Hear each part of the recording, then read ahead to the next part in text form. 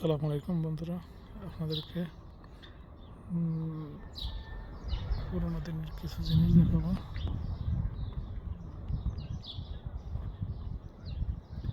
দেখে কেউ চিনতে পারেন কিনা।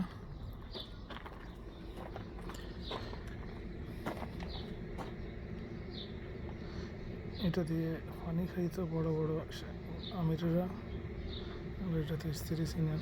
এটা কেতলি, হারিকেন আছে, কামারে যে করে ফু দেয়, বাতাস দেয়, ওই জিনিসটা এর নাম আসলে জানি না। আর হাত পাখা তো সবাই চিনেন বাংলাদেশে ইনশাআল্লাহ। এটা করে রুটি নেয় আর কি, রুটি রাখে খাওয়ার জন্য। আর এটা সৌদি আরবের তরবারি, ঐতিহ্যবাহী। আমাকে ধন্যবাদ সবাইকে।